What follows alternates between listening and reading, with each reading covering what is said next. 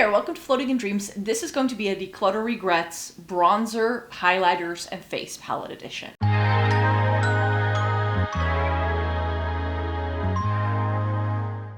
Welcome to everybody watching today. Thank you so very much for joining me. In today's video, I am going to be chatting to you about whether I regret decluttering any of the makeup that I had back in 2017, so about 8 years ago now, in my bronzers, highlighters, and in my face palette collection. I did my blushes last month and I look back on that, and I have been filming declutters ever since 2017. I think I did post images of items of makeup that I would declutter before that, but really filming it for YouTube wasn't something I started doing until 2017. And I think that is just something fun to look back on. I will be filming my declutters for you very shortly for 2025, so you can look forward to that in March. But today we're just having a bit of nostalgia because I already had a look at this video beforehand and I was like, oh, there were so many good things here. So I'm gonna just talk you through this video. I'm going to do some still images here as well, because there were so many good things. And again, there are a few bits here that I do still own. So some of the makeup I have goes back way back in time. But there's also a lot here that I no longer have. And this video actually starts off with my bronzer collection.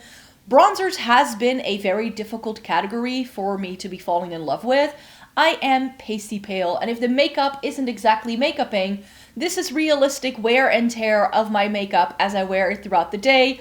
I've been teaching all day and I'm filming this at the end of the day, and I didn't do any touch-ups. The only thing I did is that I did a little bit of like this to get rid of some of the smudging of my mascara, and I tapped in some of the makeup that got caught up in some fine lines around my eyes, and that's about it. I didn't powder again. I didn't reapply my lipstick. Like this is a Lisa Eldridge velvet lipstick, True Velvet lipstick in Velvet Duchess. I put it on at 8 a.m. I've had lunch. I've had numerous cups of tea. And it still looks like this. I thought that would be fun for you to see as well, like what my makeup does throughout the day, and I definitely feel it is still makeuping, but it definitely no longer looks as flawless as it normally does, because normally I do my makeup and sit down to film a video right after it, but I didn't have time to film this video any time before this, so that's why if it looks a little smudgy, a little extra glowy today, then you know why. That's just my natural face. So looking at these bronzers here, I didn't have that many super high-end things. There were a lot of Benefit and Too Faced things in my collection at some point in time. And there were some drugstore options here as well. I just mentioned how difficult I find it to find good bronzers. Still till this day, bronzer is one of the most challenging categories. If you're this pale, do you need a bronzer? Maybe you don't, but I have an incredibly high forehead, and I like to put something there to sort of minimize the look of it so that it looks more like I've got a shadow going on from my hair than like, ooh, hairline, you know what I mean? So that's what I mainly use bronzer for. I don't really contour. I've never loved contouring, and a lot of the shades that most brands say are for contouring are the shades that I feel look right on me for a bronzer, because I just prefer something that isn't overly warm toned.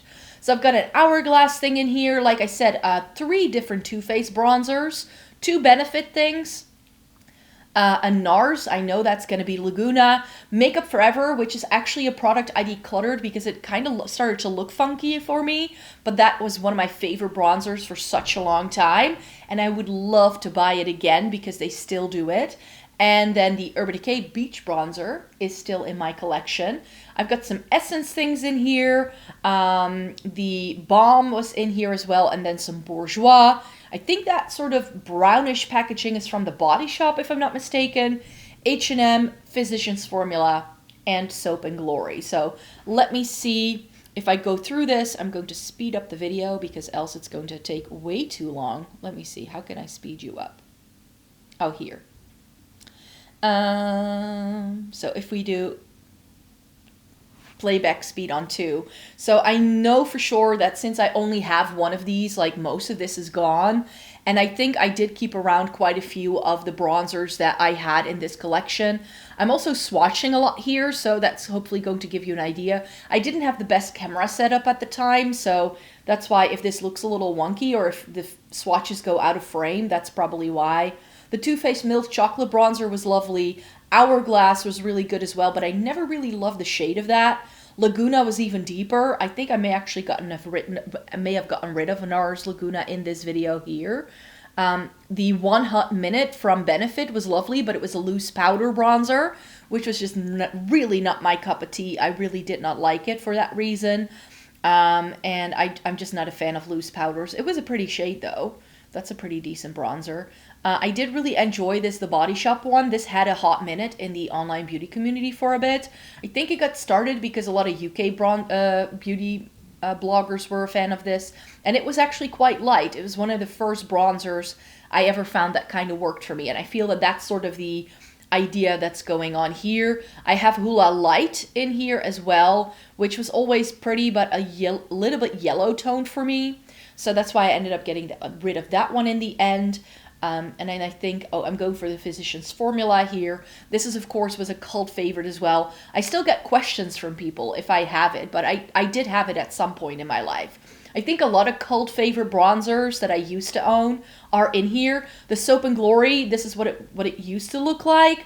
It's back. It came back in 2024, and I'm so happy to have it again because they discontinued it originally, and it was one of my favorite all-time bronzers.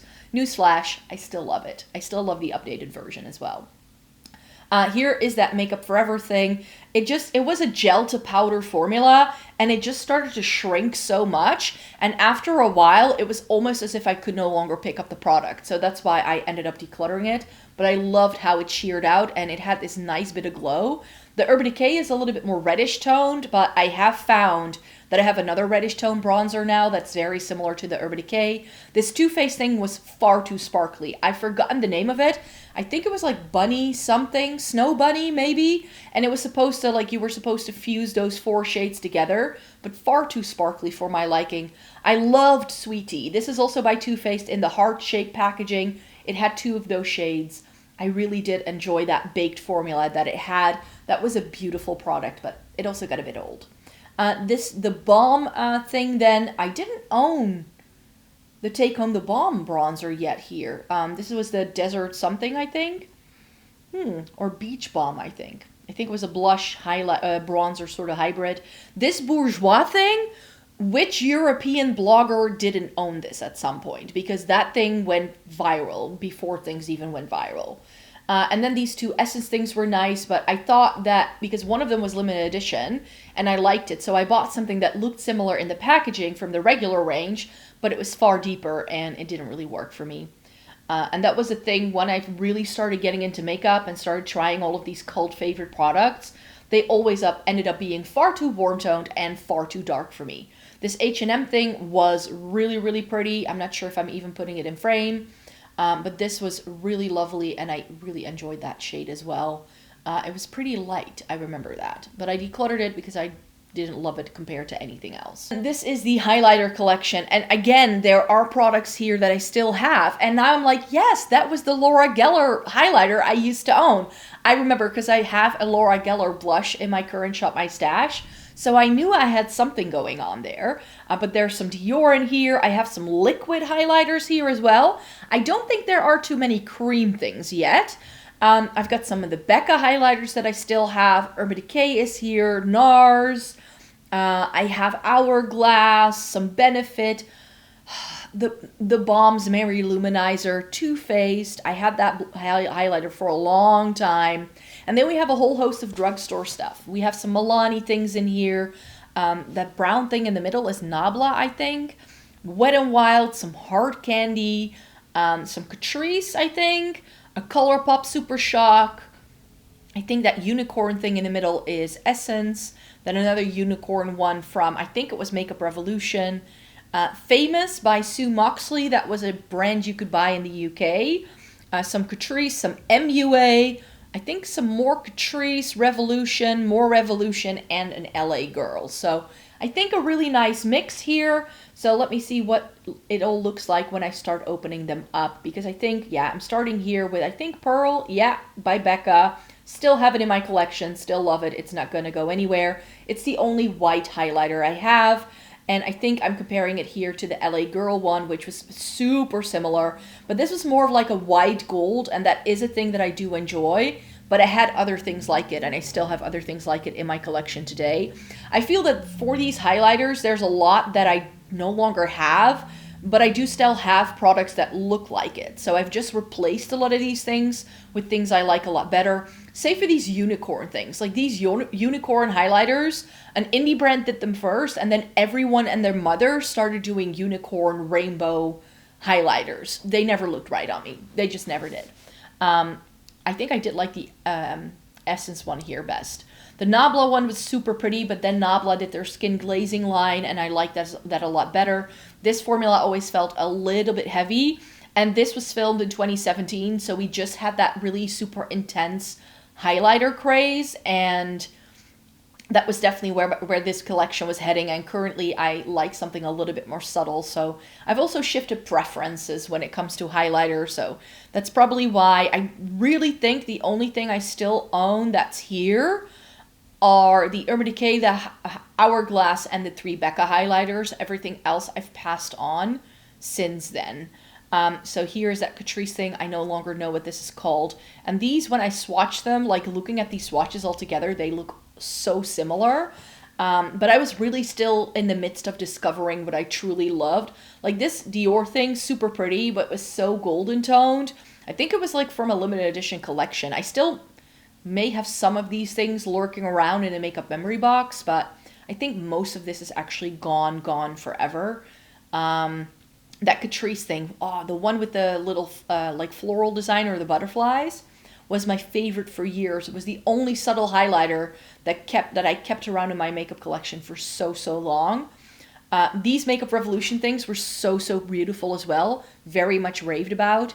This famous thing, I think this is the moment I'm actually getting rid of it. It was far too dark and golden toned, and I wasn't wearing it for that reason. So that's why that one was decluttered. Mary Luminizer, I hit pan on it at some point. And I'm actually now considering repurchasing it because they do a travel-sized version of it. And I'm like, you know what? I kind of miss Mary Lou because that was a good one. This peachy thing from Too Faced was stunning. Kept that one around for a very long time. Dandelion Twinkle from Benefit was stunning. But again, not quite right for me for what I was going for. I now have the Fenty Beauty that I feel does the very similar thing. Oh, these are the double pan ones from Becca. Oh, I don't remember what these were called, but they had this collaboration, I think, with Jaclyn Hill, where they did Champagne Pop and like one of their blush shades in a single pan. I had forgotten I had these at some point. Who am I? Those weren't highlighters, they were like more like little face palettes. This Hourglass highlighter, I still have, reach for it all the time. I'm not even close to hitting pan on it anytime soon. Here we have, I think that's another Catrice thing. Yeah, that's Catrice. There we go. Really pretty. I don't have any Kiko in here yet. I love a Kiko highlighter. I'm really curious to see when that entered my collection, like what year that entered my life. These are 2 more Dior highlighters, I think. Stunning packaging with both of these. Like really nice imprint, really pretty highlighters. So good. But because these were limited edition and so expensive, I just never really ended up reaching for them. So that's why they ended up being, like, I think I decluttered them, put them in a makeup memory box, and then I think I actually ended up decluttering them for real. This is Narcissus Albatross, which is one of those white gold shades that I love, but I just found other white gold highlighters that I liked a lot better. This Urban Decay thing, as I mentioned, is still in my collection. I think it's actually in my shop, my stash at the minute. This is currently being used, and it's still fine, even though it's like 8 years old at least. Hard Candy was a brand I was very curious after. I picked this up on a trip to the US. I think a lot of the US-based brands that you see in these videos, I picked up on that trip to the US that I did in 2017. It was a work trip, but I was able to do some shopping. And then these Milani things, I don't know where those came from. Those were nice, but they weren't like super exciting, I feel. I didn't have those for a very long time. And then here we're swatching out another Makeup Revolution thing. That was pretty, but nothing special. That was a bit sparkly, I believe. And then Wet n Wild, this was one of the hyped up products from Wet n Wild, so I picked it up when I was in the US, and then I didn't like it at all. That has been my thing with Wet n Wild. I just find it not the best usually. And then the thing that was right next to it, I'm going too fast here. Besides the... Oh, that's the Laura Geller one. So the Laura Geller one is the one we're finishing on, which, you know, it was pretty, but I didn't love this formula. I just felt it felt very dated, and I feel that the blush I have right now is the same formula as this highlighter was, so not necessarily the best. And then we're doing some liquids here, and I think I have one cream. I'm not even sure what's in this compact, because I don't remember owning it. And then I think I have this L'Oreal thing that I liked. This was, I think, from an Essence Limited Edition collection. And then I have the Benefit What's Up highlighter. And then I have some Benefit, like, little minis of the High Beam and a Sunbeam, I think I used to own. And then here is the final category. And you will see that when we get to the declutters and I film everything, I don't love face palettes. Like, at this point in time, I didn't realize yet that I don't love a face palette. So this is something that I've really, really dwindled down over the years. I think I have like 4 face palettes at the minute. I have 2 Natasha Denona ones. I have my Dior thing. I have my Sleek thing. And I think that's it. I have a blush highlighter palette from Wayne Goss, but I know that's going to go when I declutter. But yeah, I don't think any of the things that I have here are still with me. Maybe one of the things at the bottom, the Sleek palette that's at the bottom, that I still own. I'm pretty solid on that, but everything else, that's been decluttered because I just wasn't reaching for it. And you can see that this was very much like 2017, 2016 makeup with the ABH face palette that we have here. The KVD Shade and Light, that was everywhere. Some NARS here as well. Like, I've tried so much NARS in the past, and I have just found the brand is far too warm-toned for me to really, really love it and like just really get a good wear time out of it. Some e.l.f. things in here, and I remember that these e.l.f. palettes were interchangeable, so what I ended up doing is that I took the shades out that I liked the best, and I just made it one palette in the end, which I actually ended up traveling with. For a very long time, it was between the Sleek and the e.l.f., and that I would take with me traveling, and now it's always between the Sleek and the Dior, because I still love my Sleek little face form palette that I have. So let's have a look at what we're doing with these ones here when we open them all up. This NARS palette, oh my, this was so pretty. Am I putting it in frame? Yes. But it had Laguna, it had another rendition of Orgasm in it, and I just didn't love it, and I think I ended up liking that pinky tone thing the most of anything. Here's a Shade and Light palette from Kat Von D, really pretty. I picked this over the ABH contour palette, but there were only 2 shades even in this that really worked for me, so that's why I ended up decluttering it. This I loved for a very long time. So before we got multi-chrome highlighters, duochrome highlighters were a thing, and ABH put a lot of them in the same palette. There was a green toned highlighter in this, a blue toned one, like a pinky peach toned one, a purple one. This is where we first got these more colorful highlighters.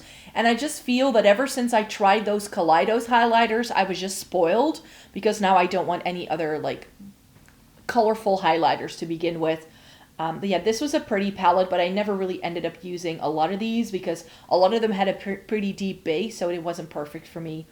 This one I still own. This is the Face Form palette from Sleek in Fair.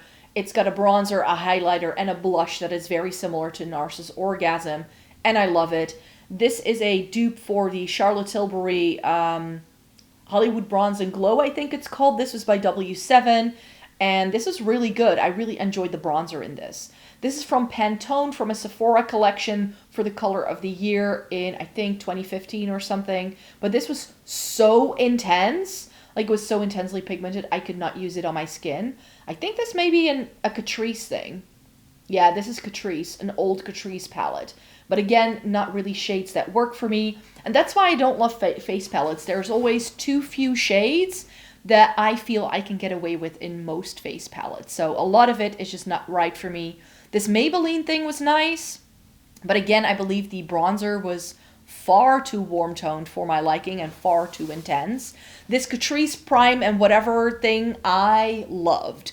I remember using that bronzer a lot, and again, a good dupe for that Charlotte Tilbury product that I referenced earlier. So that was a good one. This I think was from Wet n Wild. This was another thing that a lot of US beauty YouTubers were raving about, so I picked it up, but I never really loved it. And it was just really bulky and weird with that round disc. Then we have these Revolution palettes, one from the Freedom range, which was long since discontinued. This didn't work for me. It was all baked products. It was all so yellow and orange. It just didn't quite work. Even the pinky tones, it just didn't quite work. I'm not sure what I'm opening up here. Oh, this was by Sleek as well, but it had a cream mixed in with some powders. I remember the golden tone palette they did in this line went viral, and they were super intense, but it was more like eyeshadow than an actual highlighter. Like, this was so unsophisticated in terms of what the formula could deliver. If I look at this now, I'm like, oh, did I ever put this on my face? Really? This Revolution palette was pretty. It was very similar to like the ABH and the Kat Von D palettes. Like, I had these things at some point in my life, knew I would never use them because they just offer me not enough options of things that I would want to wear. I think now I'm opening up the e.l.f. palettes. We have a highlighter palette, a bronzer palette, and a blush palette. As I mentioned, I fused these together and ended up keeping one shade from each. I think I kept one bronzer, one highlighter, and then I think I kept one of the cooler tone bronzers as a contour and one blush. So to sort of essentially make my perfect face palette, but I always felt like I needed 3 palettes to make this. That felt a bit ironic for me. And then we have this Benefit little palette. So it's a Z palette with depotted Benefit blushes in that I used to own, but I got them off eBay, so I was never sure whether they were real. And then I have an Essence palette. This was pretty, especially the eyeshadows in it were really pretty, but this made me realize I don't reach for those things. This was by Rimmel. It was a little trio of like a blush, bronzer, and a highlighter. It was pretty, but it wasn't anything too special. And then Essence here, I believe this was a collaboration with a Dutch YouTuber who I followed at the time. And this was pretty, but it had eyeshadow and bronzer in, and it was all a bit off for me. So I didn't love it for that reason. And then I ended up decluttering. Oh, I have the totals here. 5 bronzers, I decluttered 8 highlighters, and 6 face palettes, which, you know, at this time, I feel like my makeup collection wasn't so giant yet that I really needed to like declutter a lot. Like at this point, I like feel so overwhelmed with a lot of the things I have, especially my blush collection is just completely out of hand. And I really need to declutter some things. So I'm really looking forward to be filming those things. I'm actually going to film it this weekend as you're watching it. Like upcoming weekend is going to be declutter filming weekend. I always do it around spring break because I have the best lighting then to be filming these declutters. So that's what you're going to hopefully stay tuned for, because in March I will be back with those things.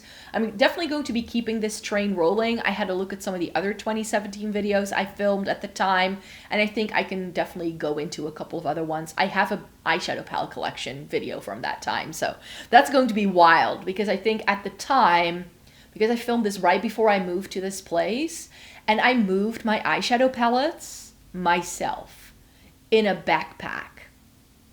Like all of my eyeshadow palettes could fit in one giant backpack, and I like, when the day I moved, I like took the train to this place and carried them with me in my little backpack, which I don't think that would fit currently because I have 2 drawers filled with eyeshadow palettes. So yeah, we have a lot more going on right now, so I really hope you enjoyed watching this video today. I would like to stay tuned if you want to see more by me, and subscribe to the channel because I do make videos 4 times a week. I hope you have a great day, everybody. Bye-bye.